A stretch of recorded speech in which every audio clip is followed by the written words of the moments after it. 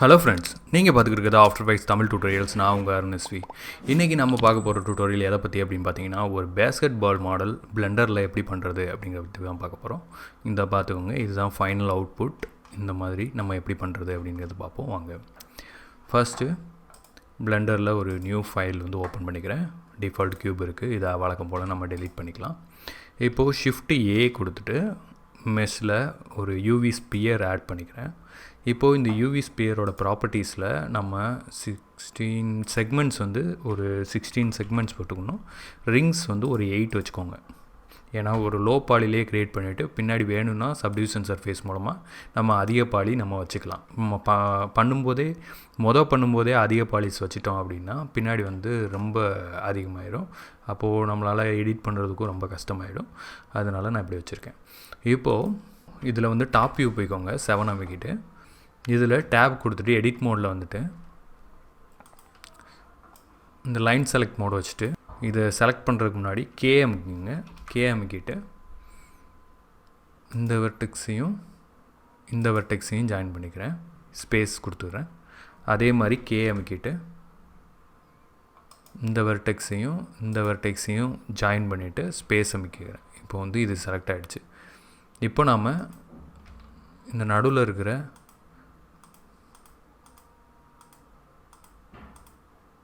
இந்த லைன் இருக்கட்டும், இந்த லைன்ஸ் எல்லாம் செலக்ட் பண்ணிவிட்டு கண்ட்ரோல் எக்ஸ் கொடுத்திங்கன்னா இந்த மாதிரி நமக்கு அந்த ஃபேஸஸ் போகாமல் நமக்கு அந்த லைன்ஸ் மட்டும் போயிடும். நமக்கு இந்த மாதிரி வந்து வந்துருச்சு. இப்போ நாம் என்ன பண்ணணும்னா இந்த கீழே இருக்கிற இந்த பார்ட்டை மட்டும் நம்ம டெலீட் பண்ணிடுறோம். வெர்டிசஸ் செலக்ட் பண்ணிட்டு இது கொடுத்துருங்க. கொடுத்துட்டு எக்ஸ் அமைக்கிட்டு வெர்டிசெக்ஸ். ஓகே. இப்போது 1 அமைக்கி ஃப்ரண்ட் வியூக்கு வந்துக்கோங்க. ஃப்ரண்ட் வியூக்கு வந்துட்டு இந்த கீழே இருக்கிறத செலக்ட் பண்ணிவிட்டு எக்ஸ் அமைக்கி வெர்டிசஸ். ஓகே. இப்போது இந்த 2 பார்ட்டையும் வந்து நம்ம டெலீட் பண்ணியாச்சு. இப்போ நம்ம மாடிஃபையரில் போயிட்டு மிரர் மாடிஃபையர் வந்து ஆட் பண்ணிக்கணும். ஓகே. மிரர் மாடிஃபையரில் எக்ஸ் இருக்குது. எக்ஸ் வந்து நமக்கு வேணாம், ஏன்னா எக்ஸ் ஆக்சிஸில் நமக்கு ஏற்கனவே நம்ம எதையும் டெலீட் பண்ணலை. அதனால் எக்ஸ் ஆக்சிஸை விட்டுட்டு ஒய் ஆக்சிஸ்லையும் இசட் ஆக்சிஸ்லையும் நம்ம வந்து இதை வந்து கொடுத்துக்குறோம். ஓகே, கொடுத்தாச்சு. இப்போது 7 அமைக்கி டாப் வியூவில் வந்து போயிட்டு இப்போது இந்த 2 வெர்டிசஸையும் செலக்ட் பண்ணிவிட்டு ஒன்று ஒன்றா பண்ணுவோம். இதை வந்து செலக்ட் பண்ணிவிட்டு ஜிஎம்ங்க 2 தடவை ஜிஎம்கிட்டிங்கன்னா ஜிஎம்கிட்டு இந்த ஆக்சிஸில் நம்ம வந்து கொஞ்சம் கீழே இறக்கோங்க. அதே மாதிரி இதை அமைக்கிட்டு 2 தடவை ஜி ப்ரெஸ் பண்ணிட்டு இந்த மாதிரி பண்ணுங்கள். இப்போ எதுக்காக 2 தடவை ஜி ப்ரெஸ் பண்ணுறோம் அப்படின்னு பார்த்தீங்கன்னா, நமக்கு இப்போது இந்த ஆக்சிஸ்லையே நமக்கு வந்து இந்த பாயிண்ட் வந்து மூவ் ஆகும். அப்படி இல்லாமல் நீங்கள் மூவ் பண்ணிங்க அப்படின்னா இது வந்து அப்படியே இந்த ஆக்சிஸில் ஒய் ஆக்சிஸில் வந்து இப்படி மூவ் ஆகும். இந்த பால் வந்து ரவுண்டாக இல்லாமல் இப்படி இருக்கும். அந்த ஒரு பர்பஸ்க்காக நம்ம ஜிஎம்க்கு இந்த ஒரே லைன்லேயே இந்த பாயிண்ட்டை வந்து நம்ம மூவ் பண்ணுறோம். அதுக்கு தான் இந்த மாதிரி அனுப்புகிறேன். ஓகே, இப்போது இது பண்ணியாச்சு. நம்ம இந்த மிரர் மாடிஃபையரை வந்து நம்ம ஆட் பண்ணிக்கலாம். இப்போது டேப் அமைக்கி இந்த மோடில் வந்து போய்க்கிறேன், ஆப்ஜெக்ட் மோடில் போய்க்கிறேன். இப்போது இதில் அப்ளை கொடுத்துக்கிறேன். ஓகே, இப்போ நமக்கு இந்த ஷேப்பில் வந்து ஒரு இது கிடச்சிருச்சு. இப்போ நம்ம இதை எடிட் பண்ண போகிறோம். ஆல்ட் அமைக்கி இந்த ஒரு லைனை வந்து செலக்ட் பண்ணுங்கள். செலக்ட் பண்ணிங்கன்னா மொத்தமாக இந்த ஒரு இது வந்து செலக்ட் ஆகிடும்.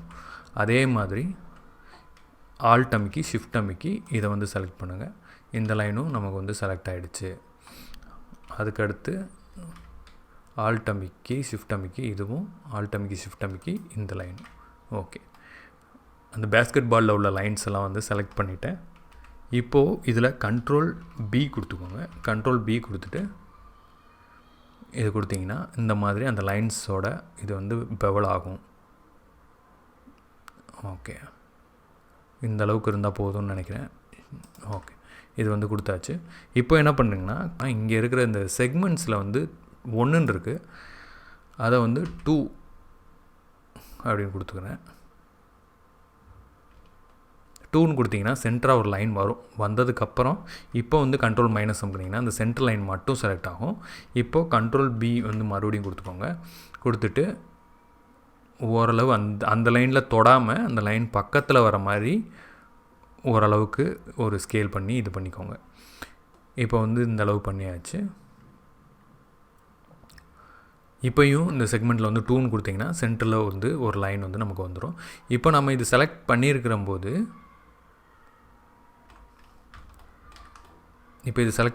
போது ஆல்ட் அமைக்கி எஸ் அமுக்குங்க. எஸ் அமுக்குனிங்கன்னா இந்த ஸ்கேல் அலாங் நார்மல்ஸ் அதுதான் வந்து அந்த ஆல்ட் எஸ்ஸுக்கு அர்த்தம். அப்போது கொஞ்சம் வந்து ஆல்ட் எஸ் அமுக்கிட்டு கொஞ்சம் இந்த அளவுக்கு ஷிஃப்ட் அமுக்கிட்டு குறைங்க. அப்போ வந்து ரொம்ப மைன்யூட்டாக நமக்கு வந்து குறைக்க முடியும். கொஞ்சம் கீழே இறக்கி இப்போ வந்து கிளிக் பண்ணியாச்சு. இப்போது ஒரு டெப்த்து வந்து கிடைக்கும். நான் இதிலேருந்து இதுக்கு மாற்றிக்கிறேன். இப்போ தெரியும், கொஞ்சம் டெப்த்து வந்து நமக்கு கிடைக்கும். இப்போது கண்ட்ரோல் மைனஸ் அமுக்குனீங்க அப்படின்னா இந்த சென்டர் லைன் மட்டும் செலக்ட் ஆகும். இப்போ அதே மாதிரி ஆல்ட் எஸ் அமுக்கிட்டு கொஞ்சம் கீழே. ஓகே, இப்போ பார்த்தீங்கன்னா இந்த எட்ஜு மட்டும் நீங்கள் பார்த்தீங்கன்னா தெரியும், ஒரு கர்வ்டு சர்ஃபேஸ் வந்து நமக்கு கிடைக்கும். இங்கே ஒரு கர்வ்டு சர்ஃபேஸ், இதுக்கு தான் இந்த மாதிரி பண்ணுறோம். இதை நீங்கள் ஒரே இதாக வந்து ஒரு அதில் 5 கட்ஸ் கொடுத்துட்டு நீங்கள் ஒன்று ஒன்றா வந்து நீங்கள் உள்ளே இறக்கிக்கலாம். ஆனால் இந்த மெத்தட் தான் வந்து உங்களுக்கு சிம்பிளாக இருக்கும், அதனால நான் இப்படி பண்ணுறேன். ஓகே, இது வந்து பண்ணியாச்சு. நெக்ஸ்ட்டு வந்து நம்ம என்ன பண்ண போகிறோம் அப்படின்னா, இதில் சப்டிவிஷன் சர்ஃபேஸ் மாடிஃபையர் வந்து கொடுத்துட்றோம். இது கொடுத்துட்டு நம்ம 2 கொடுத்துக்கலாம். இப்போது இதில் W கொடுத்துட்டு ஷேட் ஸ்மூத் கொடுத்துட்டிங்கன்னா மேக்ஸிமம் அந்த பால் ஷேப் வந்து நமக்கு ரெடி ஆயிடும். நெக்ஸ்ட்டு நம்ம இன்னும் கிளியராக பண்ணணுன்னா, இந்த லைன் வந்து நமக்கு செலக்ட் ஆகிருக்கு. இப்போது கண்ட்ரோல் அமுக்கி ப்ளஸ், ஓகே ப்ளஸ் அமுக்கினீங்கன்னா இந்த ஒரு ரிப் மட்டும் நமக்கு வந்து செலக்ட் ஆகிருக்கும். இப்போ செலக்ட் ஆகிருக்கும்போது நீங்கள் ஷிஃப்ட்டு D கொடுத்தீங்கன்னா ஒரு காப்பி வந்து நமக்கு கிடைக்கும். இந்த மாதிரி ஒரு காப்பி கிடச்சிரும். இப்போது P அமுக்கினீங்கன்னா செப்பரேட் செலெக்ஷன், இந்த செலெக்ஷன் கொடுத்திங்கன்னா செலக்ட் பண்ணது மட்டும் ஒரு தனி ஆப்ஜெக்டாக நமக்கு வந்து பிரிஞ்சு வந்துடும். ஓகே, இதுதான் நமக்கு தேவை. இப்போ வந்து இது வந்து பிரிஞ்சு வந்துருச்சு. இப்போ பார்த்திங்கன்னா தெரியும், இது மட்டும் தனியாக வந்துருச்சு. இப்போ இது மட்டும் தனியாக வந்துருச்சு. இப்போ நாம் இந்த இதுக்கு வந்து பெல்ட்டுன்னு போட்டுக்கிறேன். இப்போ இந்த இதுக்கு நாம் ஒரு திக்னஸ் வந்து நம்ம கொடுத்துக்கணும். அதுக்கு வந்து சாலிடிஃபை மாடிஃபையர் வந்து ஆன் பண்ணிக்கிறேன். ஆன் பண்ணிவிட்டு இந்த -1னா உள்ளே போகும். இது வந்து அதனால் நான் +1 கொடுத்துக்கிறேன், 1 கொடுத்துக்கிறேன். அப்போது இந்த மாதிரி வந்து வெளியே நமக்கு வரும். ஓகே, இந்த ரிப் வந்து செலக்ட் ஆகிடுச்சு. நெக்ஸ்ட்டு மெட்டீரியல்ஸ் வந்து நான் ஒரு நியூ மெட்டீரியல் வந்து கொடுத்துக்கிறேன். அது வந்து பெல்ட்டுக்கு ஒரு நியூ மெட்டீரியல் ஃபஸ்ட்டு வந்து பேஸ் கலரில் மெட்டீரியல் வியூவில் வச்சுருந்தோன்னா தெரியும். ஓகே, பேஸ் கலரில் இது கொடுத்தாச்சு, இது வந்துருச்சு. நெக்ஸ்ட்டு இதுக்கு ஒரு நியூ மெட்டீரியல் கொடுத்துட்டு ஒரு ஆரஞ்சு கலர் மாதிரி நான் கொடுத்துக்கிறேன். ஓகே, கொடுத்துட்டிங்கன்னா இந்த மாதிரி நமக்கு வந்துடும். இன்னும் இதுக்கு ஷேடிங் டேப்பில் போய்க்கிறேன். நான் HDRI லைட்டிங் வந்து யூஸ் பண்ணியிருக்கேன், அதனால் இந்த செட்டப் வந்து இருக்குது. HDRI டுட்டோரியல் ஏற்கனவே நம்ம சேனலில் இருக்குது, அது பார்த்துக்கிட்டிங்கன்னா இந்த மாதிரி உங்களுக்கு நல்லா வரும். இப்போ HDRI இல்லைன்னு வைங்களேன், நமக்கு வந்து ரெண்டர் வந்து ரொம்ப மோசமாக, அதாவது ரொம்ப பிகினர் லெவலில் இருக்கும். இது HDRI வச்சுட்டிங்கன்னா இந்த மாதிரி சுற்றி வந்து நமக்கு ஈஸியாக லைட்டிங் வந்து கிடைக்கும். அதை தவிர வேறு எந்த லைட்டிங் செட்டப்பும் நான் வைக்கல, HDRI லைட்டிங் மட்டும்தான் இதில் வச்சுருக்கேன். அதனால நமக்கு இப்போ இந்த மாதிரி இருக்குது. இப்போது வேர்ல்ட்லேருந்து நாம் ஆப்ஜெக்டுக்குள்ளே போய்க்கிறோம். ஆப்ஜெக்டுக்குள்ளே போயிட்டோம் அப்படின்னா இப்போது இதில் வந்து நம்ம ஆல்ரெடி பேஸ் கலர் வந்து கொடுத்துட்டோம், அதனால் டிஃப்யூஸ் மேப் வந்து எதுவும் போட தேவையில்லை. அடுத்தது நம்ம அதில் இருக்கிற பம்ப், அதாவது மேடு பள்ளமாக இருக்கும் அதோட சர்ஃபேஸ் பார்த்திங்கன்னா, அதுக்கு வந்து நம்ம என்ன பண்ணணும் அப்படின்னா ஷிஃப்ட் அமுக்கி ஒரு வார்னாய் டெக்ஸ்சர்னு ஒன்று இருக்கும், அது வந்து ஆட் பண்ணிக்கோங்க. நாய்ஸ் டெக்ஸ்சர் மூலமாகவும் இதை வந்து கொண்டு வர்றாங்க. அது ஒரு மாதிரியாக இருக்கும், இது ஒரு மாதிரியாக இருக்கும். எனக்கு வந்து இது பிடிச்சிருந்தனால இது கொடுத்துருக்கேன். இப்போது இதில் F1 அப்படின்ட்டு இருக்கும், இதில் ஸ்மூத் F1 வந்து கொடுத்துக்கோங்க. அதுக்கடுத்து இதில் ஷிஃப்ட் A கொடுத்துட்டு பம்ப் அப்படின்ட்டு இருக்கும், பம்பை வந்து ஆன் பண்ணிக்கோங்க. பம்பை வந்து கொடுத்துட்டிங்கன்னா இது ஒரு நோடு. இப்போது இந்த வார்னாய் டெக்ஸ்சரை நம்ம தூக்கி இந்த கலரை வந்து தூக்கி நம்ம ஹைட்டில் வந்து கொடுத்துட்றோம். ஏன்னா ஹைட் வந்து மேலேயும் கீழேயுமா ஏறி இறங்கி இருக்கும், அதுக்காக ஹைட்டில் வந்து கொடுத்துக்குறோம். இப்போ இந்த பம்பை வந்து நார்மலில் தூக்கி இந்த நார்மலில் வந்து கொடுத்துக்குறோம்.